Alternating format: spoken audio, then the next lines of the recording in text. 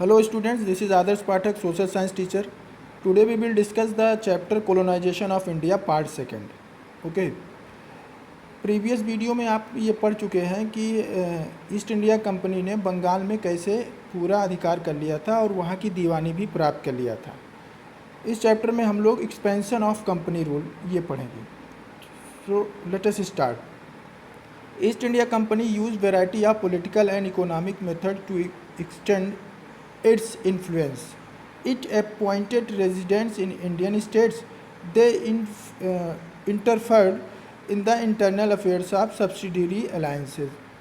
अब east India company ने बंगाल को प्राप्त करने के बाद अन्य अन्य जगहों पर अपने रूल को एक्सपेंशन करने की कोशिश किया। इसके लिए उन्होंने छोटे छोटे जो राजा महाराजा थे उनके पॉलिटिकल कार्यों में हस्तक्षेप करना शुरू कर दिया।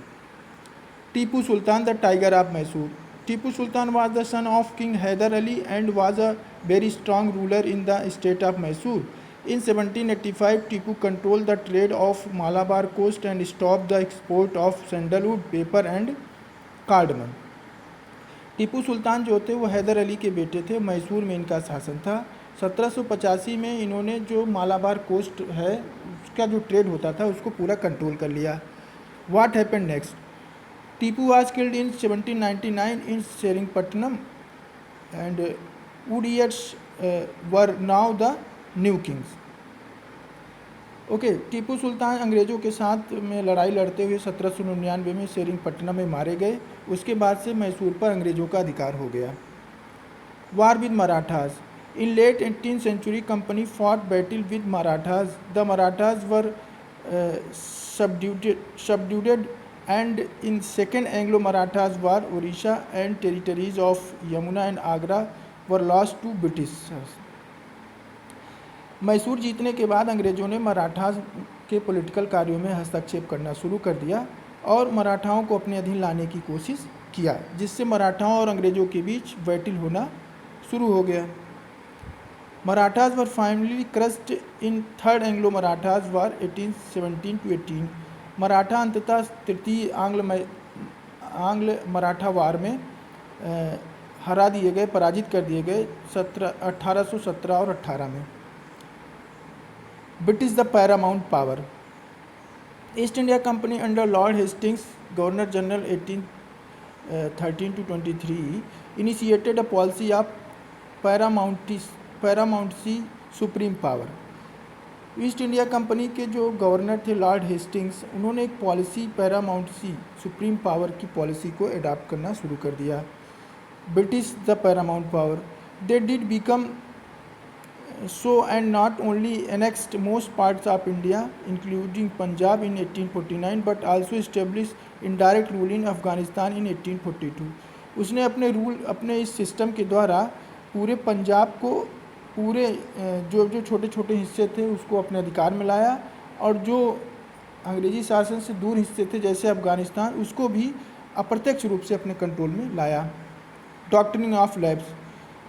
Okay, conceptualized by lord Dalhousie governor general of India. Under this any king who doesn't had a natural heir had to give away his territory to the Britishers.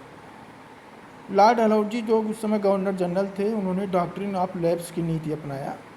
उनका मानना यह था कि जिन राजाओं के पास अपना स्वयं के पुत्र नहीं है और तो उत्तराधिकार उनके पास रहेगा नहीं और वो राज्य अंग्रेजी राज्य में समाहित कर दिए जाएंगे। List of territories acquired under doctrine of lapse are as follows. State of Satara in 1848, state of Sambalpur in 1850, Udaipur in 1852 and Jhansi in 1857. Setting up a new administration. Warren Hastings took few steps to setting up administration. Why were they. वारेन हेस्टिंग्स ने एक नया प्रशासन की शुरुआत की। जब पूरे इन्होंने सभी राज्यों पर, सभी जगहों पर अपना अधिकार कर लिया तो एक नए तरीके के एडमिनिस्ट्रेशन प्रशासन लाने की कोशिश किया। He divided administration into 3 presidencies, namely Bombay presidencies, Madras presidencies and Bengal presidency. He also codified laws with the help of Hindus, Pandits and Muslim muftis to do justice as per the law prevailing in the country.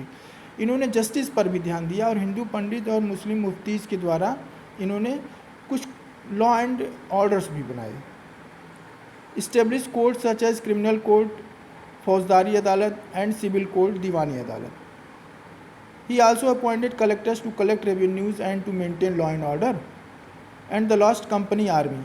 In order to protect themselves from enemies and trade rivals, the company now needed army. So they started recruiting Indian soldiers as well. Okay, अंग्रेजी सरकार के विरुद्ध विद्रोह हो रहे थे, उसको समाप्त करने के लिए इन्होंने एक आर्मी को सेटअप किया. Earlier there were two types of soldiers, Sawar soldiers on horseback and Paidal foot soldiers. They were trained only in archery and sword fighting. Okay, so this is the end of your chapter. Thank you.